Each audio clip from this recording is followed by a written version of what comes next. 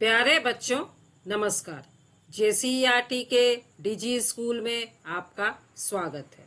मैं अनुपमा आज आप लोगों के साथ आप लोगों की विज्ञान की पुस्तक विज्ञान की ओर के पहले पाठ भोजन फूड पर चर्चा करूंगी। बच्चों, यह इस पाठ का तीसरा और अंतिम वीडियो है और आज इस भाग में हम लोग इस पाठ के अभ्यास में दिए गए प्रश्नों के उत्तरों पर चर्चा करेंगे। तो चलिए शुरू करते हैं। पहला प्रश्न है, सही उत्तर का चयन कीजिए। आलू में होता है और इसके विकल्प हैं मंड, प्रोटीन, वसा, खनिज लवण। तो बच्चों, हम लोगों ने पाठ में पढ़ा है कि आलू में मंड कार्बोहाइड्रेट पाया जाता है। दूसरा प्रश्न है, हड्डियों एवं दांतों को किसके उपयोग से स्वस्थ रखा जा सकता है और इसके विकल्प हैं लौह तत्व, कैल्शियम, सल्फर या इनमें सभी। तो हड्डियों और दांतों को कैल्शियम के उपयोग से स्वस्थ रखा जा सकता है। तीसरा प्रश्न है, इनमें से किस में पोषक तत्व नहीं होता है और इसके विकल्प हैं विटामिन, रुक्षांश, प्रोटीन, वसा। तो रुक्षांश में पोषक तत्व नहीं पाया जाता है। रुक्षांश पचे हुए भोजन को बाहर निकालने में हमारी सहायता करता है। चौथा प्रश्न है, घेंघा रोग किसकी कमी से होता है? घेंघा रोग में बच्चों इस तरह से गले की ग्रंथियां फूल जाती हैं और इसके विकल्प हैं विटामिन सी, कैल्शियम, आयोडीन और फास्फोरस। तो घेंघा रोग आयोडीन की कमी से होता है। दूसरा प्रश्न, ऐसे दो खाद्य पदार्थों के नाम लिखिए जिनमें निम्न पोषक तत्व प्रचुर मात्रा में पाए जाते हैं या होते हैं। पहला है वसा। तो वसा सबसे अधिक तेल में पाया जाता है और घी में। दूसरा है मंड, कार्बोहाइड्रेट। तो मंड सबसे ज्यादा आलू और चावल में पाया जाता है। रुक्षांश, तो रुक्षांश ताजे फल और सब्जियों में पाया जाता है। प्रोटीन, प्रोटीन दो तरह का होता है, पादप प्रोटीन और जंतु प्रोटीन। तो पादप प्रोटीन सबसे अधिक सोयाबीन में और जंतु प्रोटीन अंडे में पाया जाता है। तीसरा प्रश्न है, इनमें सही कथन के आगे सही और गलत कथन के आगे गलत का चिन्ह लगाइए। केवल चावल खाने से हम अपने शरीर की पोषण संबंधी आवश्यकताओं को पूरा कर सकते हैं। तो यह सही नहीं है बच्चों, क्योंकि हमें अपने शरीर की पोषण संबंधी आवश्यकताओं को पूरा करने के लिए संतुलित भोजन करना चाहिए, अर्थात वह भोजन जिसमें सभी पोषक तत्व पाए जाते हैं। तो गलत। दूसरा है, संतुलित आहार लेकर अभावजन्य रोगों की रोकथाम की जा सकती है।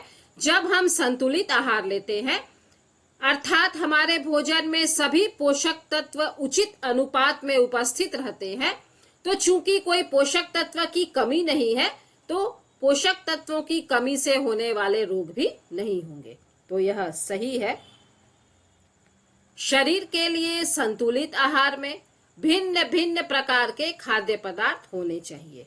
तो यह भी बिल्कुल सही है। और अंत में, शरीर को सभी पोषक तत्व उपलब्ध कराने के लिए केवल मांस पर्याप्त है।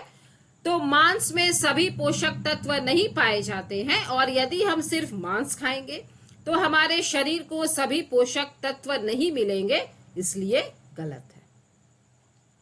चौथा प्रश्न, खंड क में अंकित विटामिनों से खंड ख में कमी से होने वाले रोगों का मिलान कीजिए। तो चलिए देखते हैं खंड क में कौन कौन से विटामिन के नाम दिए गए हैं। Vitamin A, vitamin B, vitamin C और विटामिन डी। और खंड ख में किन रोगों के नाम हैं? स्कर्वी, रिकेट्स, बेरी और रतौंधी। तो बच्चों, हम लोगों ने पढ़ा है कि विटामिन ए की कमी से रतौंधी होता है, अर्थात रात में कम दिखाई देता है। विटामिन बी की कमी से बेरी, विटामिन सी की कमी से स्कर्वी और विटामिन डी की कमी से रिकेट्स। 5वां प्रश्न है, निम्नलिखित के 2 उदाहरण लिखिए। कार्बोहाइड्रेट से भरपूर भोज्य पदार्थ, तो कार्बोहाइड्रेट पाया जाता है चावल में और आलू में। विटामिन सी से परिपूर्ण भोज्य पदार्थ, विटामिन सी खट्टे फलों में पाया जाता है और सबसे अधिक विटामिन सी आंवले में पाया जाता है, फिर नींबू में। लौह तत्व से युक्त भोज्य पदार्थ, पालक, सेब। अत्यधिक रुक्षांश के स्रोत वाले भोज्य पदार्थ, ताजे फल, सब्जियां।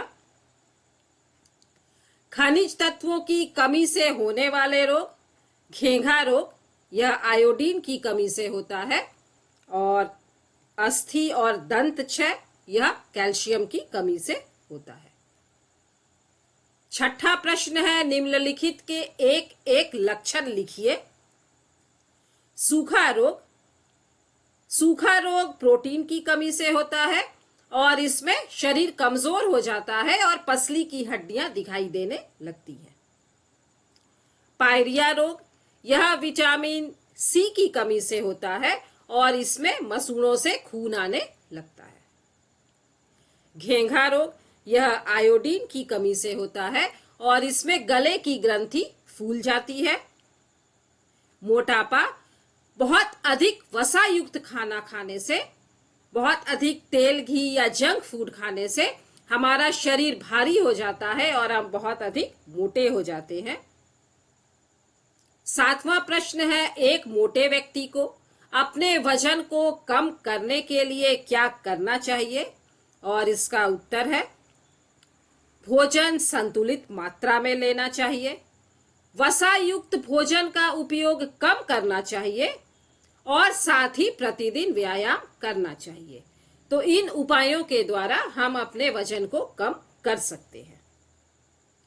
8वां प्रश्न है, कुछ जंक फूड के नाम लिखिए और इसका उत्तर है चाउमीन, पिज्जा, बर्गर। 9वां प्रश्न है, भोजन बर्बाद नहीं हो इसके लिए आप क्या करेंगे? तो भोजन को बर्बादी से बचाने के लिए अपनी जरूरत का ही सामान खरीदेंगे, जरूरत से ज्यादा सामान नहीं खरीदेंगे ताकि सामान इकट्ठा नहीं हो। अपनी जरूरत के अनुसार ही खाना बनवाएंगे जिससे कि खाना व्यर्थ नहीं बचे। जितनी भूख हो अपनी प्लेट में उतना ही खाना लेंगे और जूठा खाना को प्लेट में नहीं छोड़ेंगे। शादी, पार्टी आदि अवसरों पर बचे हुए खाने को फेंकेंगे नहीं बल्कि उसे किसी जरूरतमंद को दे देंगे। और अंत में हम घर में भी बचे हुए खाने को नहीं फेंकेंगे बल्कि उसे सही तरीके से रेफ्रिजरेटर में रखेंगे ताकि अगले दिन हम उस खाने को खा सकें। तो इन उपायों के द्वारा हम भोजन को बर्बाद होने से बचा सकते हैं। तो बच्चों, ये थे भोजन फूड पाठ में आए हुए प्रश्नों के उत्तर। मुझे उम्मीद है कि आप लोगों ने इन उत्तरों को अच्छी तरह से समझ लिया होगा। मिलते हैं बच्चों अगले वीडियो में विज्ञान के एक नए पाठ के साथ। तब तक स्वस्थ रहिए, सुरक्षित रहिए, पढ़ते रहिए। Thank you.